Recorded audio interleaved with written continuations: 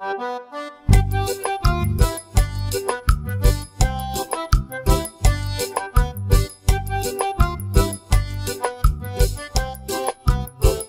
বন্ধুরা, আসসালামু আলাইকুম। আজ আমরা আসছি আমাদের শেখ শফিকুর রহমান শফিক ভাই বাংলাদেশে অনেকেই হরিণ পালে, আমরা শুনেছি। আজকে ভাইয়ের বাসায় আসছি। আজকে আমরা এখান থেকে জানবো যে হরিণ পালার কি কি কন্ডিশন থাকে, কিভাবে পালতে হয়, এর জন্য কিভাবে লাইসেন্স নিতে হয়, কোথা থেকে নিতে হয়, এরপরে হরিণ পালার যে যত্ন নিতে হয় বা হরিণের খাবার, হরিণের মেডিকেশান, এসব বিস্তারিত আজ আমরা জানবো শফিক ভাইয়ের কাছ থেকে। শফিক ভাই, ভালো আছেন? আসসালামু আলাইকুম। আসসালাম। শফিক ভাই, আছে যে আমরা জানি যে আপনি হরিণ পালেন, এই জন্য আমরা আজকে আসছি। তা আমাদের বলবেন যে আপনি যে হরিণ পালেন, এই হরিণ পালার শখ কিভাবে আসলো? আপনি তো হচ্ছে যে কবুতর পালেন, এগুলো জানি, কিন্তু হরিণটার শখ কিভাবে আসলো? আসলে আমি ছোট থেকেই পশু পাখির প্রতি একটু নেশাটা বেশি।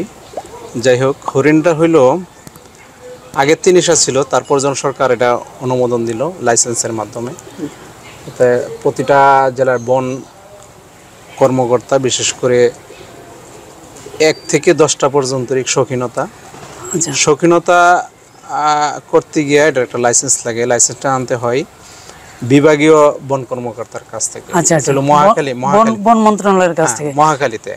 আর 10-এর উপরে গেলে ওটা আনতে হয় আগারগা থেকে।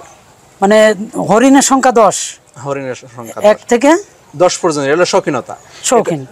এটা হলো মহাখালী, এটা মহাখালী থেকে বিভাগীয় বন কর্মকর্তা। বিভাগীয় বন কর্মকর্তা 11টায় যাবেন, তখন হলো খামারি। ও আচ্ছা আচ্ছা, বাণিজ্যিক। তখন এটা আনতে হবে আগারগাঁও বন কর্মকর্তার কাছে। ও আচ্ছা, মানে এই সেক্টর ভাগ করা আছে যে আপনি কখন খামার করবেন, কখন শখে পালবেন। তাহলে আপনার এটা শখের আছে যে লাইসেন্স দিয়েছে। আমি 3টার জন্য লাইসেন্স, হ্যাঁ 3টার জন্য লাইসেন্স করা। আমি 3টার জন্য লাইসেন্স করা। হ্যাঁ, শৌখিনতা 3টা থেকে 10টা পর্যন্ত করতে পারবো। মানে এই 10টা কি বাচ্চা কাচ্চা করে নিয়ে 10টা হলে হবে না, 10টা কিনতে হবে এরকম? না, বাচ্চা কাচ্চা মানে 10টা মতো থাকলে এটা শৌখিনতা থাকবে। এর উপরে গেলে ওই লাইসেন্সটা লাগবে। কারেক্ট, বাণিজ্যিক লাইসেন্স। আমি লাইসেন্সের দিছি, ধরেন ট্রেড লাইসেন্স দিছি, টিন দিছি, তারপর জমির কাগজটা দিছি। আর প্রতিটা হরিণের জন্য 700 স্কয়ার ফিট জায়গা লাগে। ওটা দেখাতে হয়। ওটা দেখাতে হয়। আমি বন কর্মকর্তারা এসে এখানে দেখা, তার মানে যখন আবেদন করব তখন রিকোয়ারমেন্ট হচ্ছে 700 স্কয়ার ফিটের জায়গা একটার জন্য। আমি 3টার জন্য 2100 স্কয়ার ফিট জায়গা দিছি। দেখাইছেন? হ্যাঁ, দেখাইছি। এরপরে লাগছে ট্রেড লাইসেন্স। কেন কিসের ট্রেড লাইসেন্স? আমার তো শখ, আমার তো মানে ট্রেড লাইসেন্স চাইছে ওনারা, হয়তো পায়াতে আছে ট্রেড লাইসেন্সটা কিসের উপরে, কিসের ভিত্তিতে? আমি যে ব্যবসা করি ওইটা, আপনার পার্সোনাল ট্রেড লাইসেন্স। তার প্রফেশনাল লাইসেন্স, তাহলে 3 নাম্বার লাগতে পারে। আর যে জমিনে করব ওই জমিনের হলো কাগজ। ও, আসলে জায়গা আছে, ছবি নিছে।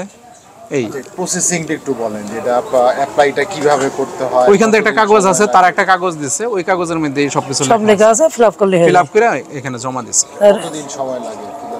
না, বেশি দিন না। আপনার যদি সবকিছু ঠিকঠাক থাকে, অল্প কয়েক। ওদের কি ফি আছে? গভর্নমেন্ট অল্প কয়েক টাকা একটা ফ্রি আছে, অল্প কয়েক টাকা শুধু। এই আর কিছু না? একটা জায়গায় থেকে অ্যাপ্লাই করলে হয়ে যায়? না, আর কোনো না, একটা জায়গায়।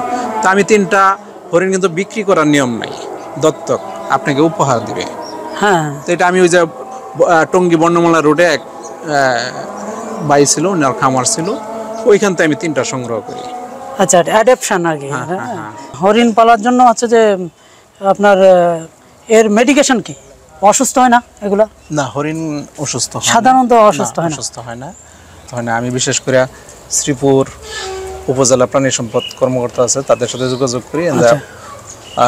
সাফারি পার্ক আছে, ওই সাফারি পার্কে যে প্রাণীর যে ডাক্তার, তাদের সাথে একটু যোগাযোগ করি আমি। আচ্ছা, সেই ক্ষেত্রে আমি এদেরকে দিচ্ছিল ধরেন কৃমির ওষুধ। কয়দিন পর দিতে কৃমির ওষুধ? কৃমির ওষুধটা আমি 3 মাস পর পরই দিছি, বা 4 মাস পর এরকম দিছি। কৃমির ওষুধটা দিছিল কলার ভিতরে দিয়া তাদেরকে দিয়ে যাতে ও খায়। খায়।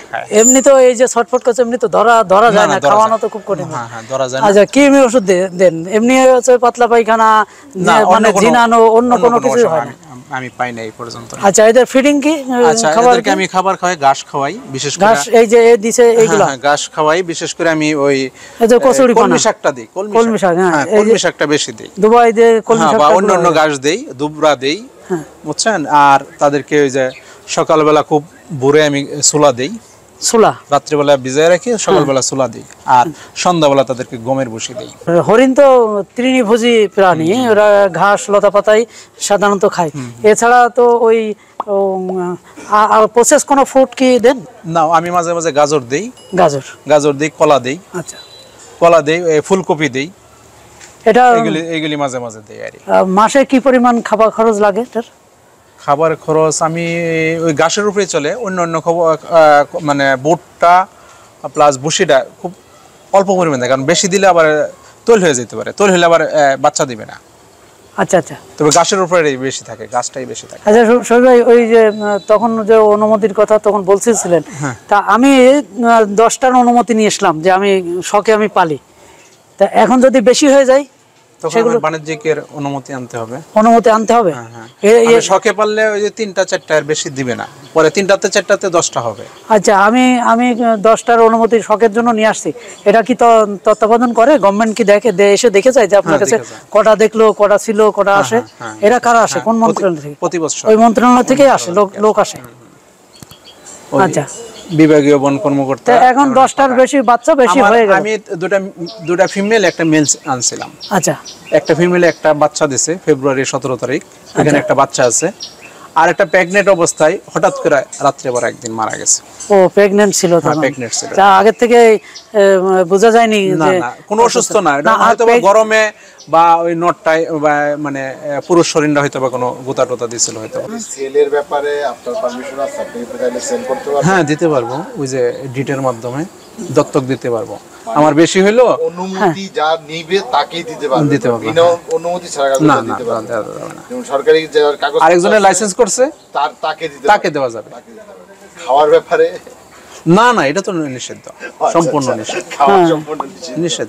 শুধু আরেকজনকে পালতে দিতে পারবে, গিফট করা যাবে, বা সে হয়তো ব্রিড করবে, এবং যার অনুমতি লাইসেন্স আছে। আচ্ছা, ব্যাপারটা কি গিফটের মাধ্যমে হয় না সেলসের মাধ্যমে হয়? এটা কি পারমিটেড সেল করা না গিফট হিসেবে? না, গিফট সেল করার পারমিশন, সেল করা তাহলে ওই খামারি হতে হয়, ফার্মের অনুমতি। বাণিজ্যিকটা সেলের ব্যাপারটা এইরকমই, দত্তক, বুঝছেন? হ্যাঁ হ্যাঁ, মানে সেলের সিস্টেম নাই, দত্তক হিসেবে দিতে পারবে। সেল খাওয়ার বাণিজ্যিক লাইসেন্স না, মানে সে 10-এর অধিক পালতে পারবে, এই পারমিশনটা হয়। হ্যাঁ। আচ্ছা, কেউ কি ধরেন আপনার হরিণ দিয়ে টিকেট সিস্টেম করলো দেখার জন্য, এটা কি অনুমতি দিবে গভর্নমেন্ট? মনে হয় না, এটা হয়তো ওই যে ইয়াতে করে বিভিন্ন পার্কে। এটা বছরে বাচ্চা দেয় কটা? এটা আমি আনার পরে একটা বাচ্চা দিছে, আবার প্রেগনেন্ট। বাচ্চাটা হ্যাঁ, একটা প্রেগনেন্ট বাচ্চাটা দিছে ফেব্রুয়ারি 17 তারিখ, এখনই মাস সমান হয়ে গেছে। ও, ওইটা। হ্যাঁ, একসাথে কয়টা বাচ্চা দেয়? একটা বাচ্চা হয়? হ্যাঁ, আমি 2টা দেখি নাই। সাধারণত হরিণের প্রজননে একটাই বাচ্চা। তাহলে তো অনেক টাফ, মেল ফিমেল মিলানো অনেক টাফ হয়ে যায়। আর আমি শুনছি যে ছোট সময় যখন বাচ্চা দেয়, বাচ্চা ধরা যায় না, বাচ্চাটা ধরলে মায়া দুধ দেয় না। তাই নাকি? তাহলে ও সত্যতা কতটুকু জানি না, আমি শুনছি ও নিজেরাই মানে নিজেরা বাচ্চা টাচ্চা করে সব নিজেরাই করতেছে। আপনি যে বড় করলেন, এই ক্ষেত্রে কোনো সমস্যা? না, সমস্যা হয় না। টোটালি কি মা কেয়ার? মাই কেয়ার করছে। আপনি আলাদা কোনো ফিট কিছু? না, কিছুই দেয় নাই। বৃষ্টি, তারপরে মানে তাপমাত্রা বেশি কম হলে যে ছোট একটা ঘর রাখছি ওই জায়গায়, ওরা এটা এখানে চলে যায়, ন্যাচারালি ওরা করে, ইচ্ছা করে কিছু করে না। বাট বৃষ্টি হলো ওরা মঞ্চের ভিতরে গেল বা বাইরে হলো, মঞ্চেল ভিজেও তো মনে হয়, ভিজেও ন্যাচারাল ওয়েতে দিয়ে রাখছেন, ওরা যেটা খুশি করতে পারে। তা ঠিক আছে বন্ধুরা, আপনারা দেখলেন শফিক ভাইয়ের হরিণের খামার, অনেক কিছু জানলেন। আপনারা যদি হরিণ পালতে চান, তাহলে একটা ম্যান্ডেটরি বিষয় শফিক ভাইয়ের কাছে ফোন দিয়ে সাহায্য নিতে পারেন। 2 হচ্ছে যে আপনাকে অবশ্যই এটা দত্তক মানে আপনার এটা অ্যাডাপশন নিতে হবে, কোনো বেচা কিনা বা খাওয়ার অনুমতি থাকবে না। প্লাস আপনি যে অ্যাডাপশন নিবে তার আবার লাইসেন্স থাকতে হবে। 2 ধরনের লাইসেন্স, একটা হচ্ছে যে পোষার জন্য শখে অ্যাডাপশন পালার জন্য লাইসেন্স, আর একটা হচ্ছে বাণিজ্যিক খামার। দুটোই বন মন্ত্রণালয় থেকে নিতে হয়। তা আপনারা কেউ যদি হরিণ পালতে চান মানে শর্ত সাপেক্ষে, তাহলে আপনারা যোগাযোগ করতে পারেন, শফিক ভাইয়ের সাহায্য নিতে পারেন। স্কুলের শফিক ভাইয়ের নাম্বার দিয়ে থাকবে, যোগাযোগ করতে পারবেন। তা সবাই ভালো থাকবেন, সুস্থ থাকবেন। আল্লাহ হাফেজ।